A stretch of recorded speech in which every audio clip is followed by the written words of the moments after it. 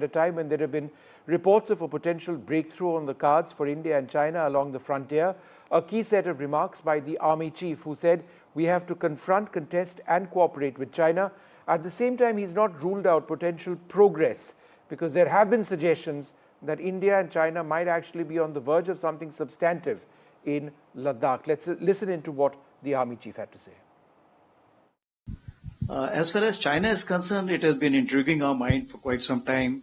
And I keep saying with China, you have to compete, you have to cooperate, you have to coexist, you have to confront and contest. So what's the situation today as we are looking at? The positive signaling is coming from the diplomatic side. But what we have to understand, the diplomatic side gives you the options and possibilities. But when it comes to the execution on ground, when it relates to the ground per se, it is dependent on the military commanders on both the sides to take those decisions. So what's the situation today? It's stable, but it's not normal and it's sensitive. So if that be the case, what are we wanting? We are wanting that the situation, what was there pre-April 2020, that should be restored back. Whether in terms of the ground occupation situation or the buffer zones which have been created or patrolling which have been kind of planned as of now. So till the time that situation is not restored, as far as we are concerned, situation will remain sensitive and we are fully operationally prepared to face any kind of a contingency which will come through.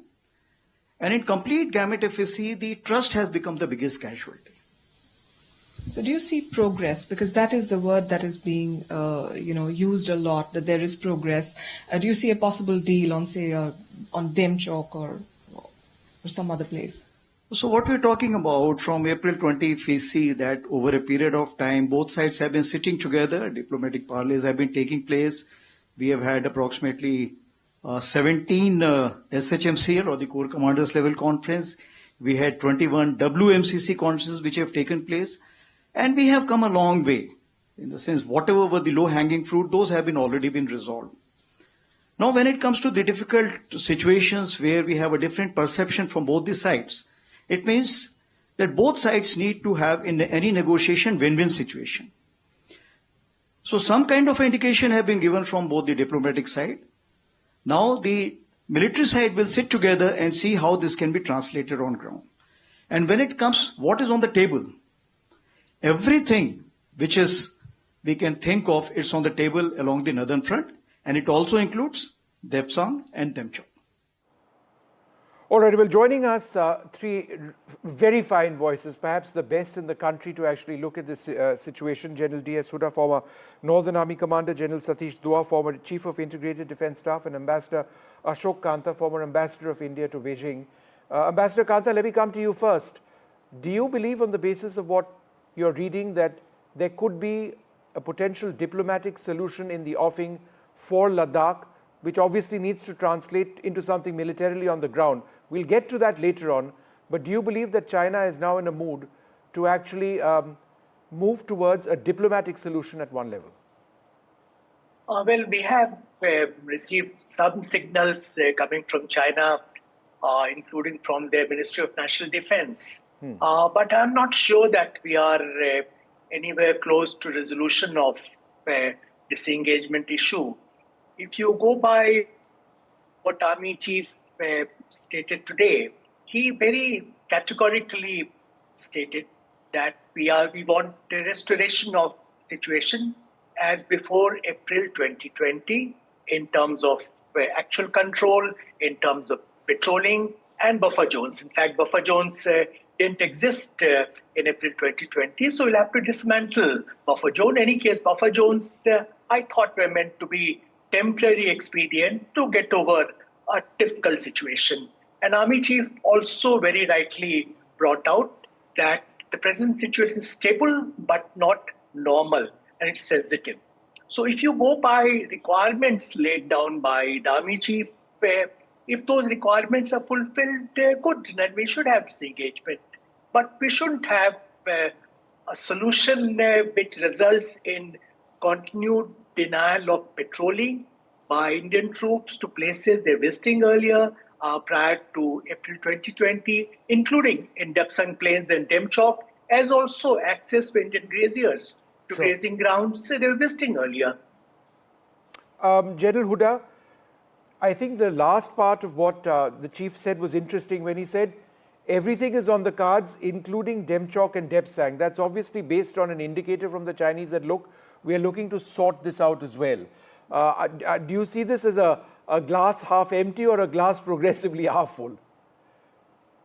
So, Vishnu, as Ambassador Kanta has brought out, I don't think some statements that have been made will really be an indicator what is going to happen on the ground. I mean, as far as Depsang and Demchok is concerned, we have been discussing it right from the very beginning, close to 4.5 years. And obviously, there are some issues that are there which are complicated and which are preventing, a resolution of these two areas. So I would, Vishnu, frankly, wait and watch and see if something actually translates on the ground. But as of now, to say that, yes, we are going to move forward and something is going to happen, I would like to sort of reserve my comments. Vishnu, I just want to make a point. I think the Army Chief has been very, very factual in what he has stated. And while the overall situation might appear to be stable today, he's also said it's sensitive. It's sensitive because, as he mentioned, trust is broken down. Confidence building measures do not exist today. That kept peace along the LAC. We have thousands of troops that are amassed along the LAC.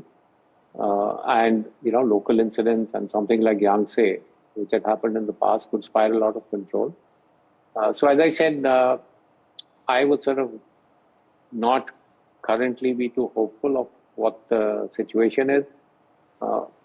I do hope things happen and we get back to almost status quo. I don't think we can restore status quo as it existed, but if we can at least keep calm and peace on the LAC and resolve issues of patrolling as the foreign minister brought out, that would be a good step.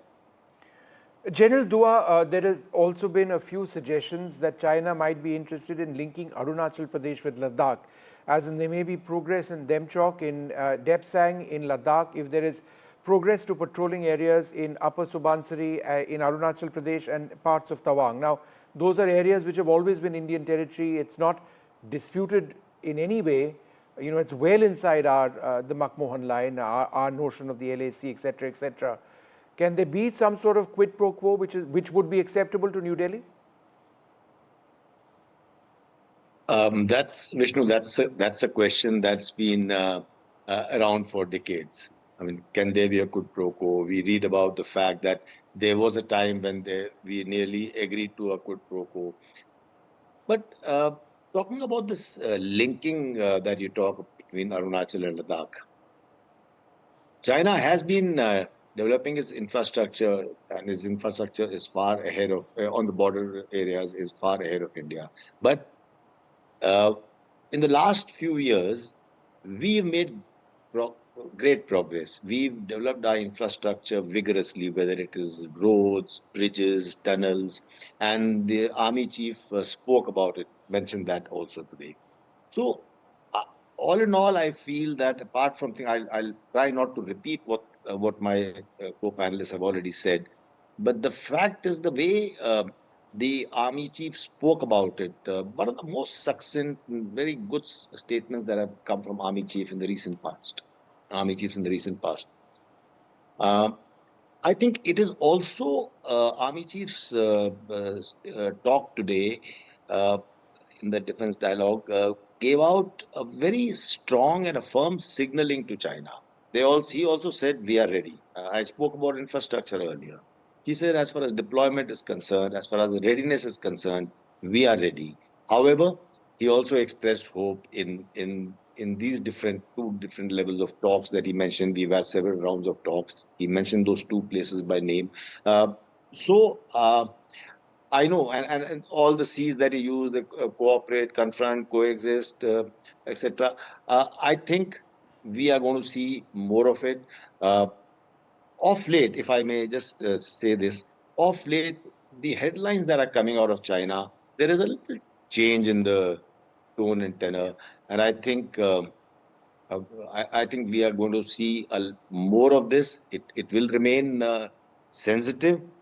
At the moment, it is stable. Let's hope it remains stable and we make progress by the way of dialogue more than anything else. Ambassador Kantha, why would China at this juncture potentially want to stabilize a situation which it has deliberately destabilized? Well, Vishnu, I'm not sure that we have any firm indication, as General Huda brought out, that China is willing to show flexibility on issues of concern to us. China would like the matter to be resolved, but as per their terms. And if that involves our accepting the new normal they have created in Eastern Ladakh, clearly that will not be acceptable to us. Likewise, any linkage between the line of actual control in Arunachal Pradesh eastern sector, where we have not made any alteration, with transgressions China has carried out in a very significant manner in Eastern Ladakh should not be made. I don't think that will be acceptable to Indian negotiators. China did try to change the status quo in Yangtze area, as General Huda mentioned. We foiled that. So this linkage which has been suggested in media, again, is something rather disturbing. China has been, in fact, in track 2 and track 1.5 conversations, they have been conveying to us that we should accept the new normal and move on. But that will not be in our interest. All right, well, we'll have to wait and see what actually happens in Kazan when there's an important meeting of the leaders of both sides on the sidelines of BRICS. I'd like to thank you all very much for being with us.